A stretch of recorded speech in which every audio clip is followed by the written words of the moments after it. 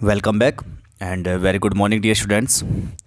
Today we will study chapter number 5 Indians gift to the world, जिसमें हमारे पास में to partitions हैं.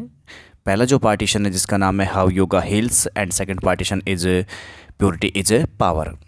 तो स्टूडेंट्स यहाँ पर जो चैप्टर नंबर 5 जिसका नाम दिया गया है Indians gift to the world, इस संसार को भारत की देन, यानी कि भारत ने इस संसार को दिया क्या है उनके बारे में यहाँ पर बताया जा रहा है, जिसमें हमारे पास दो पार्ट हैं. एक फर्स्ट जो पार्ट है उसका नाम है हाउ योगा हील्स है, कि योगा किस प्रकार से हमारा जो शरीर है उसको स्वस्थ रखता है, हील करता है.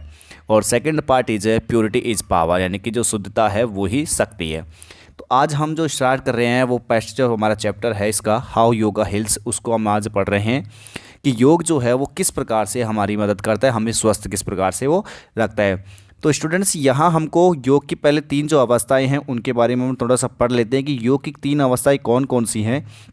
तो इसमें जो पहली अवस्था है उसका नाम है, हमारे पास दिया हुआ है कि जो एक तो पहली अवस्था है हमारे पास होती है, हम डिफरेंट पोस्चर्स में जो योग करते हैं, अपने शरीर को तोड़ना मरोड़ना, इस प्रकार से सर बलकाना, ये जो शरीर की अवस्थाएं हैं डिफरेंट पोस्चर्स में जो अपन शरीर को रखते हैं, प्रैक्टिस करते हैं, वो हमारी जो योगा है वो हमारा कहलाता है योगासन, जिसे अपन कह सकते हैं आसन. इसमें दिया गया है डिफरेंट पोस्चर्स में जब अपन अलग अलग मुद्राओं में जब हमारे शरीर को लेते हैं, जिसमें अपन शरीर को तोड़ना मरोड़ना जिसे कहते हैं, तो वो जो पोस्चर्स है इसे हम कहेंगे योगासन. उसके बाद में दूसरी जो इसमें बताया गया है ब्रीथिंग टेक्निक्स, यानी कि एक हम जो सांस जो लंबी लंबी देखते हैं, आपने देखा होगा योग करते वक्त, जैसे बाबा रामदेव ने योग किया गया था उसमें बताया जा रहा है कि लंबी लंबी जब सांस कहते, तो वो भी जो टेक्निक है योग करने की उसे अपन कहेंगे प्राणायाम.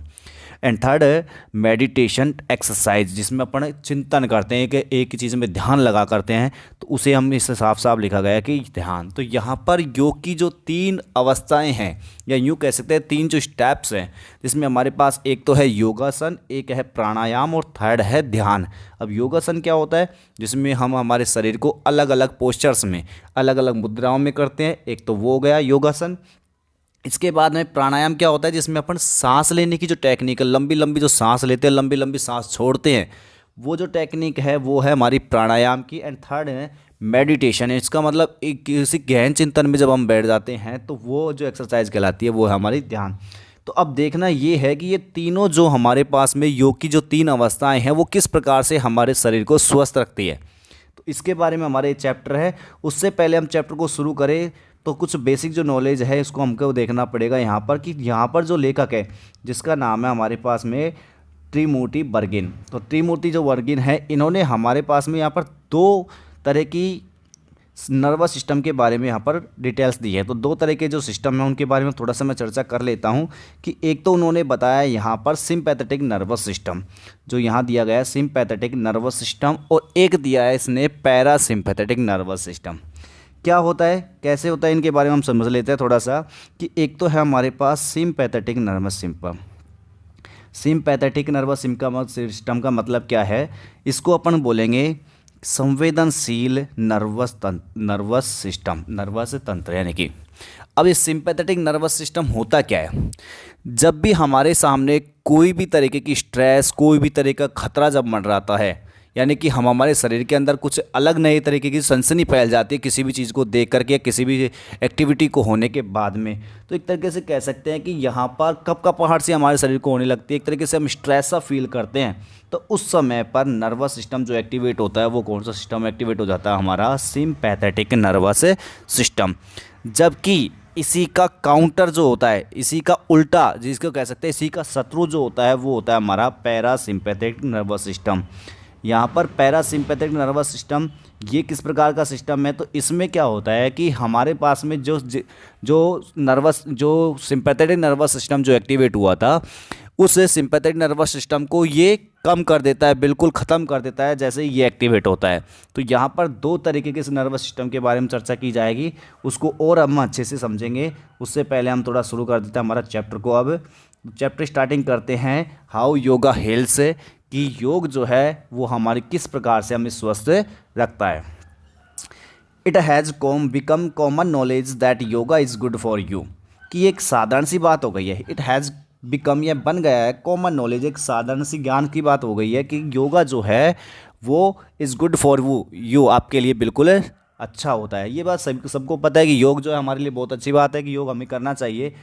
Currently yoga is being used as a therapy for cancer, infertility, lung disease, multiple sclerosis, Parkinson disease, insomnia, high blood pressure and joint pain. अब देखो यहाँ पर हमारे पास में योग की थेरेपी के तौर पर किन किन बीमारियों को हम इलाज कर सकते हैं, ये हमारा क्वेश्चन भी मिलेगा इसमें, कि हमारा जो योगा है वो एक थेरेपी के तौर पर, थेरेपी का मतलब इलाज, कि एक इलाज के तौर पर हम कौन कौन सी बीमारियों का इलाज योग के द्वारा संभव कर सकते हैं। तो ये हमारा एक क्वेश्चन बनेगा यहाँ से, कि योग का जो इलाज है, currently yoga is being used, कि वर्तमान में जो योग है इज बीइंग यूज्ड, उसको काम में लिया जाता है, लिया जा रहा है किसके तौर पर, एज ए थेरेपी। थेरेपी का मतलब हो गया इलाज के तौर पर, फॉर कैंसर, किस किस का इलाज हो सकता है इससे, कैंसर है, इनफर्टिलिटी, बांझपन, किसी को संतान नहीं होती तो संतानहीनता, जो बांझपन है उसका इलाज इससे संभव। इसके अलावा लंग डिजीज, लंग डिजीज फेफड़ों की संबंधी बीमारियां, फेफड़े की बीमारियां जो होती है। इसके अलावा मल्टीपल स्क्लेरोसिस, मल्टीपल स्क्लेरोसिस का मतलब है स्नायु तंत्र संबंधी बीमारी। स्नायु तंत्र संबंधी बीमारी के मतलब ये है कि इसमें क्या होता है, धीरे धीरे हमारी जो मांसपेशियां जो है स्नायु तंत्र में, वो धीरे धीरे कि स्नायु तंत्र जो शक्ति है वो कमज़ोर होने पड़ जाती है उनकी।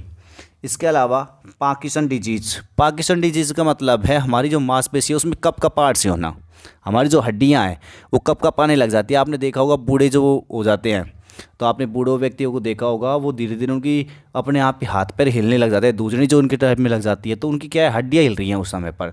तो वो जो बीमारी है वो कौन सी बीमारी होगी, हमारी पार्किंसन डिजीज। ठीक है, तो पार्किंसन की बीमारी।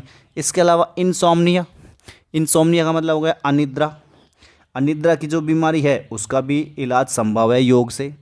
इसके अलावा हाई ब्लड प्रेशर, यानी कि उच्च रक्तचाप की बीमारी, यानी कि जब हमारा हाई बीपी हो जाता है, हाई ब्लड प्रेशर हो जाता है, उसको भी सही किया जा सकता है।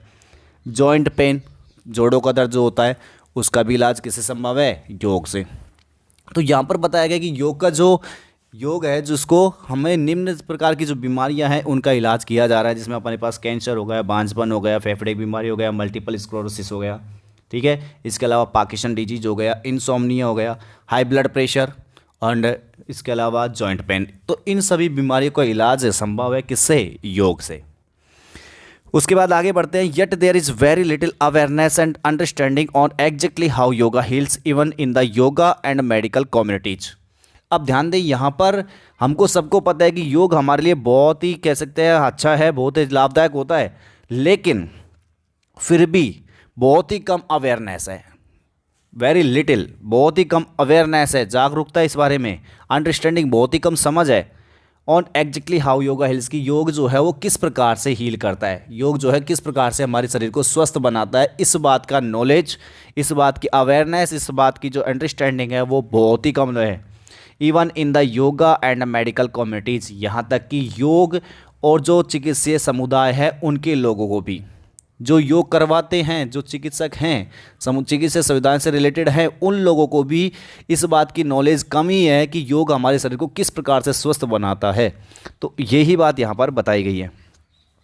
The key is to understand the relationship between stress, yoga and disease. Key का मतलब हो गया कुंजी, इज टू अंडरस्टैंड यानी कि समझने की कुंजी तो ये है कि हमें क्या समझना है, रिलेशनशिप समझनी है, यानी कि एक तरीके से जो नातेदारी है इसमें संबंध को समझना है between stress, yoga and disease. कि स्ट्रेस यानी कि तनाव और योग और जो डिजीज़ है, बीमारियां हैं, इनके बीच में जो रिलेशनशिप है, इनके बीच में जो संबंध है उसको हमें समझना है। यही मेन की है, की का मतलब कह सकते हैं मुख्य कुंजी है, मूल कुंजी है कि हमें इसी बात को समझना है कि योग, स्ट्रेस और जो डिजीज़ है, बीमारियां हैं, उनके बीच में किस प्रकार की रिलेशनशिप है। आगे बढ़ते हैं। Medical research estimates that as much as 90% of illness and disease is stress related. देखो भाई, इसमें साफ साफ बताया गया है कि मेडिकल रिसर्च यानी कि हो गया चिकित्सीय जो अनुसंधान है उसकी आकलन के हिसाब से बताते हैं। एस्टिमेट्स का मतलब होता है आकलन निकालना। तो मेडिकल रिसर्च जो है उनका आकलन बताता है इस बात का कि as much as 90% of illness and disease, यानी कि 90% तक की जो बीमारियां हैं, 90% से ज़्यादा मान सकते हो जो बीमारियां हैं, इज स्ट्रेस रिलेटेड, वो तनाव से संबंधित है। हमारे इतनी सारी जितनी बीमारियां होती है, 100% जितनी बीमारियां हैं उनमें से 90% बीमारियां तो किससे संबंधित है, हमारी सारी स्ट्रेस यानी कि तनाव। तो यूँ मान के चलो कि यदि हम स्ट्रेस को कम कर लेते हैं, तनाव को हम बंद कर लेते हैं, तो हमारी बीमारियां होने के चांसेस बहुत ही कम पड़ जाएंगे। तो इसीलिए मेडिकल रिसर्च ये एस्टिमेट्स लगाते हैं, मेडिकल रिसर्च के खोज अनुसंधान की ये हमारे आकलन है कि 90% जो बीमारियां हैं वो स्ट्रेस से रिलेटेड है। If you of many diseases and condition that have been linked to an over active stress respond including cardiovascular disease, depression, anxiety, some types of diabetes mellitus ETC। अब देखते हैं कि स्ट्रेस रिलेटेड बीमारियाँ कौन कौन सी हैं हमारे पास। A few of many diseases, बहुत सारी बीमारियों में से कुछ ऐसी बीमारियां हैं एंड कुछ कंडीशंस ऐसी हैं that have been linked to over active stress response, जो ओवर एक्टिव स्ट्रेस रेस्पॉन्स से जुड़ी हुई है, इंक्लूड है, लिंक्ड है। वो कौन कौन सी ऐसी बीमारियां हैं जिसमें हमारे पास है कार्डियोवास्कुलर डिजीज, यानी कि हृदय और रक्त से संबंधित बीमारी। कार्डियो का मतलब कार्डियो जो भी होता है जो हृदय से संबंधित है, वास्कुलर मतलब रक्त है, तो हृदय व रक्त से संबंधित बीमारी। इसके अलावा डिप्रेशन यानी कि एक तरीके से निराशा, एनेक्सिटी चिंता, some types of diabetes mellitus, some types of diabetes diabetes का मतलब हो गया मधुमेह, मिलिटस का मतलब बीमारियाँ। तो कुछ प्रकार की जो मधुमेह बीमारियाँ, डायबिटीज़ की जो बीमारियाँ हैं वो भी किससे रिलेटेड है, ये सारी स्ट्रेस से, ETC का मतलब आदि। तो यहाँ पर कुछ बीमारियों के नाम बताए हैं, कुछ ऐसी स्थितियों के नाम बताए हैं जो ओवर एक्टिव स्ट्रेस से रिलेटेड है। ओवर एक्टिव का मतलब हो गया ज़रूरत से ज़्यादा जो स्ट्रेस हो जाता है उसकी वजह से जो बीमारियाँ निकल के आती हैं, तो वो बीमारियों के नाम बताया, जिसमें हमारे पास है cardiovascular disease, depression, anxiety, some types of diabetes mellitus आदि। अब देखो हमारे पास कौन कौन से क्वेश्चन बन रहे हैं यहाँ से। तो हमारे पास क्वेश्चन बन के आ रहे थे, ऊपर से ही देखते हैं। सबसे पहले हमने कहा दिया कि कॉमन नॉलेज की बात है कि हमारे पास योगा जो है बड़ा अच्छा है, लेकिन सबसे ऊपर जो पैराग्राफ है उसमें ये क्वेश्चन निकल के आया था कि योग के द्वारा हम किस किस बीमारियों का इलाज किया जा रहा है।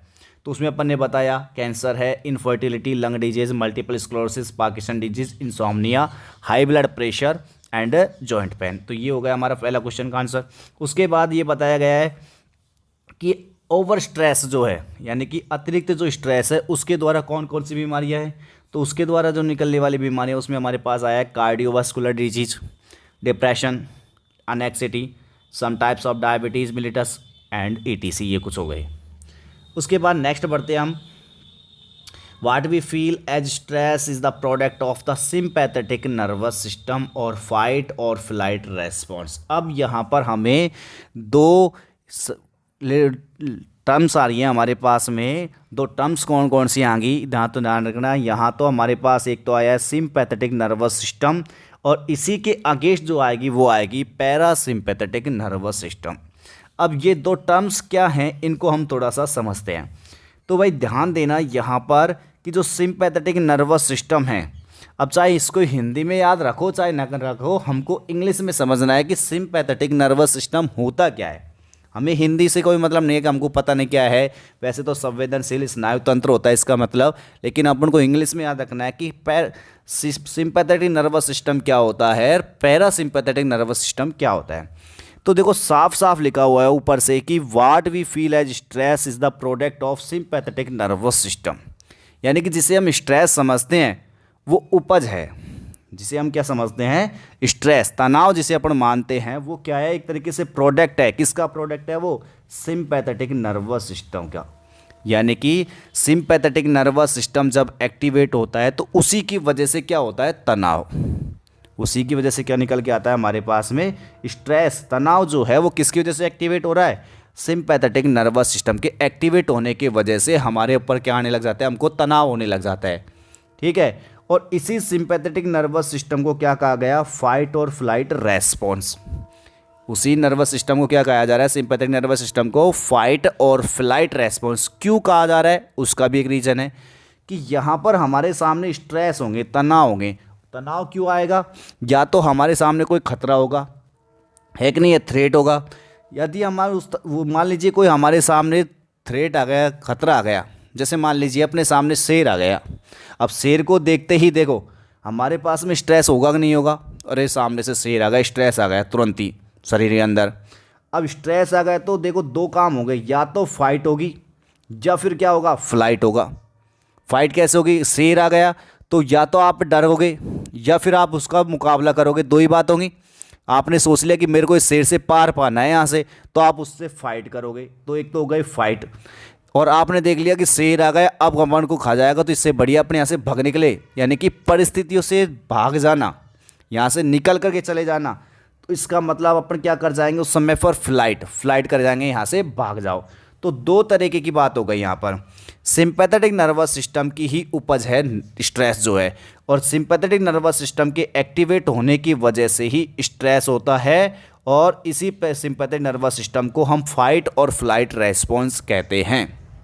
ठीक है, फाइट और फ्लाइट रेस्पॉन्स किसे कहेंगे हम, सिंपैथेटिक नर्वस सिस्टम को। क्यों कहेंगे, हमने बता दिया कि हमारे सामने कोई खतरा आएगा तो उस खतरे से या तो हम लड़ेंगे, फाइट करेंगे, या फिर हम उससे फ्लाइट हो जाएंगे, ऐसे भाग जाएंगे। तो इसी वजह से इसे क्या कहा गया था, फाइट और flight response. An almost instantaneous surge in heart rate, cardiac output, blood pressure, sweating, shallow breathing and metabolism combined with a tensing of muscles.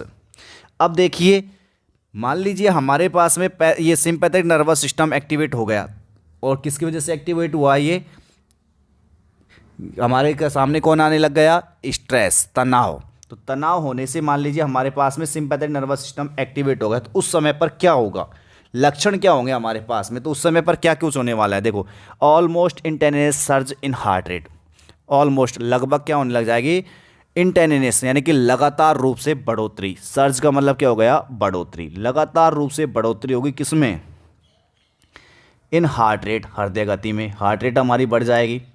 Cardiac output, हृदय से संबंधित जो बीमारियां हैं वो धीरे धीरे होने लग जाएगी। किसकी वजह से होंगे ये सब, सिंपैथेटिक नर्वस सिस्टम के एक्टिवेट होने की वजह से। हमारे पास ये लक्षण है कि हमारे शरीर में किस प्रकार से अपन कैसे, हमको कैसे पता चलेगा कि सिंपैथेटिक नर्वस सिस्टम एक्टिवेट हो चुका है, तो उस समय पर क्या होगी, हार्ट रेट में बढ़ोतरी होने लग जाएगी। हृदय से संबंधित जो बीमारियां हैं, यानी कार्डियक आउटपुट का मतलब क्या हो गया, हृदय से संबंधित जो बीमारियां हैं वो होने लग जाएंगी। ब्लड प्रेशर बढ़ जाएगा हमारा, स्वेटिंग, पसीना आने लग जाएगा। शैलो ब्रीदिंग, इसका मतलब सांस जो है हमारी खुद छिचली सी होने लग जाएगी। शैलो का मतलब क्या होगा, छिचली, इसका मतलब ये होगा एक तरीके से भारी भारी सांसें, कभी तो लंबी कभी हल्की, इस प्रकार की जो सांसें हैं मंद गति से होने लग जाएगी अपने आप ही। एंड मेटाबॉलिज्म, मेटाबॉलिज्म का मतलब होता है कि हम जो खाते हैं उसको ऊर्जा में कन्वर्ट करने की जो शक्ति होती है वो क्या कहलाती है, हमारी मेटाबॉलिज्म। यानी कि अपन मान लीजिए कोई जो भोजन कर रहे हैं, तो भोजन करने से अपने पास में कितनी एनर्जी हमको मिल रही है, तो यानी कि जो हमारा फूड था उसको एनर्जी में कन्वर्ट करने की जो बात होती है वो किस में होती है, मेटाबॉलिज्म में। तो वो जो है वो हमारा कम पड़ जाएगा, वो ख़राब हो जाएगा। Combined with A tensioning of muscles, और जो हमारी वो मसल्स है, मसल्स का मतलब हमारी जो मांसपेशियाँ है उनमें खिंचाव आने लग जाता है, उनमें क्या हो जाता है, टेंसिंग, टेंसिंग का मतलब क्या हो गया, खिंचाव। तो देखो भाई, यहाँ पर हमारे पास में सिंपैथेटिक नर्वस सिस्टम की लक्षण है कि हमें सिंपैथेटिक नर्वस सिस्टम में लक्षण किस प्रकार के दिखने लग जाएंगे कि एक तो देखो हमारी हार्ट रेट में क्या हो जाएगी, बढ़ोतरी, बढ़ जाएगा, हमारी हार्ट रेट जो है लगातार रूप से बढ़ जाता है। हृदय से संबंधित आउटपुट यानी कि हृदय संबंधित बीमारियां होने लग जाएंगी। ब्लड प्रेशर हमारा बढ़ जाएगा, पसीना आने लगेगा, स्वीट शैलो ब्रीदिंग, सांस जो है वो थोड़ी सी एक तरीके से यूँ कह सकते हैं छिछली तरीके से, या कहते हैं भारी भरकम तरीके से हो जाएगी। मेटाबॉलिज्म, भोजन को ऊर्जा में कन्वर्ट करने की जो शक्ति है वो कम पड़ जाएगी। और इसके अलावा कंबाइंड इसमें से जुड़ी हुई है क्या, with the tensing of muscles, यानी कि मांसपेशियों में खिंचाव जो है वो आने लग जाता है। अब इससे होगा क्या, इंटरनली द फाइट और flight response shuts down digestion and elimination and reduce blood flow in the internal organs. अब देखो इनका नुकसान क्या होगा, इन सब के होने का नुकसान क्या होगा वो समझते हैं यहाँ पर। तो इन सब के होने का नुकसान क्या होगा हमारे पास में, कि जो फाइट और फ्लाइट रेस्पॉन्स है, क्योंकि इसी का नाम है सिंपैथेटिक नर्वस सिस्टम का ही दूसरा नाम क्या हो गया, फाइट और फ्लाइट रेस्पॉन्स। तो जो फाइट और फ्लाइट रेस्पॉन्स है वो आंतरिक रूप से शट्स डाउन यानी बंद कर देता है किसको, डाइजेशन। डाइजेशन का मतलब पाचन, हमारे पाचन संबंधी जो बीमारियां हैं, यानी कि जो कुछ हम खा रहे हैं, जो कुछ हम ले रहे हैं पेट के अंदर, वो पचेगा नहीं, पाचन क्रिया को प्रभावित कर देगा ये। एंड एलिमिनेशन, और जो कुछ हमने खाया तो एलिमिनेशन यानी कि निष्कासन, जो निष्कासन होता है, जो निकालने की जो प्रक्रिया है वो बंद हो जाएगी। एंड रेड्यूस ब्लड फ्लो, और क्या कर देता है ये, हमारे शरीर के अंदर जो खून का प्रवाह चल रहा है, ब्लड फ्लो जो है हमारा, उसको क्या कर देता है, कम कर देता है टू द इंटरनल ऑर्गन्स, कहाँ तक के लिए, आंतरिक जो अंग है उन तक के लिए। यानी कि देखो ये तो हो गई, ऊपर तो जो बताए हमने वो तो बताए थे सिंपैथेटिक नर्वस सिस्टम के लक्षण। अब सिंपैथेटिक नर्वस सिस्टम के हमारे पास में किन किन चीज़ों से भुगतना पड़ेगा, इनके एक्टिवेट होने से हमारे शरीर में हो क्या रहेगा, कौन कौन सी बीमारियां हो जाएंगी, तो इसमें साफ लिखा है कि ये तो हमारे, ये देखो क्या कर देगा, हमारे शट्स डाउन डाइजेशन, यानी कि पाचन जो क्रिया है उसको बंद कर देता है। एलिमिनेशन क्रिया, निष्कासन जो क्रिया है, कुछ भी निकलने का, जैसे हमारे मल निष्कासन जो काम है वो भी खत्म हो जाएगा, वो बंद हो जाएगा। रेड्यूस ब्लड फ्लो, यानी कि हमारे जो खून का प्रवाह है उसको बंद कम कर देता है, जिससे हमारा जो खून है वो इंटरनल ऑर्गन्स तक नहीं जाएगा। ठीक है। For short terms this stress reaction is a good thing. अब देखो यहाँ दो बातें होगी, शॉर्ट टर्म्स और लॉन्ग टर्म्स में। शॉर्ट टर्म्स का मतलब होगा एक छोटी समयावधि, और लॉन्ग टर्म्स का मतलब होगा एक लंबी समयावधि। छोटी और बड़ लंबी, इसमें क्या अंतर है, देखो हमारे पास रेस्पॉन्स जो है वो कौन सी है, फाइट और फ्लाइट रेस्पॉन्स। फाइट का मतलब लड़ो और फ्लाइट का मतलब भाग जाओ। अब लड़ेंगे तो हमारे लिए अच्छी बात है, लेकिन अगर भाग जाएंगे तो दिक्कत वाली बात है। तो वही बात यहाँ आ रही है, फॉर शॉर्ट टर्म्स, यानी कि छोटे समय के लिए this stress reaction is good thing. ये जो स्ट्रेस का रिएक्शन है एक अच्छी बात है, ये एक अच्छी बात है। अच्छी बात क्यों है, क्योंकि मान लीजिए हम थोड़े समय के लिए स्ट्रेस रखते हैं तो इससे क्या होगा, हमारे पास सामने आने वाली जो छोटी मोटी मुसीबतें हैं उनको हम डटकर सामना करना सीख जाएंगे, उनका हम डटकर सामना करेंगे, क्योंकि हम फाइट करेंगे उनसे, छोटी बड़ी भी मुसीबत आएंगी उनसे हम पार पाना सीखेंगे। तो एक तरीके से छोटे समय के लिए तो ये क्या होगा, एक अच्छी बात हो गई। द फाइट और flight response prepare us to respond any environmental threat. आ गई वही बात कि जो फाइट और फ्लाइट रेस्पॉन्स है वो हमें तैयार करती है किसके लिए, to respond any environmental threat, कि कोई भी अगर पर्यावरण का जो खतरा है वो हमारे सामने आता है तो हम उसका प्रत्युत्तर देने के लिए हमको तैयार कर देती है। क्योंकि हमारे सामने क्या आएंगे, थ्रेट्स आएंगे, खतरे आएंगे, उन खतरों को प्रत्युत्तर देने के लिए जो ये क्रिया है फाइट और फ्लाइट रेस्पॉन्स, ये हमें तैयार कर देती है इससे लड़ करके, और फीलिंग फ्रॉम इट, या फिर इससे पार पा करके, इससे अपन पार पा लेंगे और इससे लड़ लेंगे। तो इससे लड़ करके या इससे पार पा करके हमें जो पर्यावरण के जो खतरे हैं उनसे रेस्पॉन्ड, उनसे इनको प्रतिक्रिया देने के लिए हमको तैयार करती है। तो एक शॉर्ट टर्म्स की मैं बात करूं तो शॉर्ट टर्म्स में फाइट और फ्लाइट रेस्पॉन्स जो है बिल्कुल अच्छी बात है। शॉर्ट टर्म्स का मतलब क्या हुआ कि ये अगर हमें थोड़े समय के लिए हमारे स्ट्रेस होता है, यानी कि थोड़े समय के लिए जो सिंपैथेटिक नर्वस सिस्टम है वो एक्टिवेट होता है, थोड़े समय के लिए फाइट और फ्लाइट रेस्पॉन्स होती है, तो ये हमारे शरीर के लिए अच्छी है। इससे हम हमारे सामने आने वाली जो मुसीबतें हैं, थ्रेट हैं, उनका सामना करने के लिए हमको ये तैयार कर देती है। लेकिन समय थोड़ा होना चाहिए। अगर वो ही समय लंबा हो गया, अगर ये लॉन्ग टर्म्स में अगर हमारे सामने स्ट्रेस टिक गया, लॉन्ग टर्म्स में अगर हमारे पास में सिंपैथेटिक नर्वस सिस्टम टिक गया, तो इसका मतलब हमारे सामने बहुत बड़ी विकट समस्या हो जाएगी। फिर हम समस्याओं का सामना करना नहीं सीख रहे, फिर तो हम उस समस्या से उलझते रह जाएंगे, फिर हम उस समस्या से पार पाना नहीं सीखेंगे, हम उससे भागना सीखेंगे। तो इसीलिए लॉन्ग टर्म्स में जो हमारे पास में सिंपैथेटिक नर्वस सिस्टम है, इसका एक्टिवेट होना नुकसानदायक है।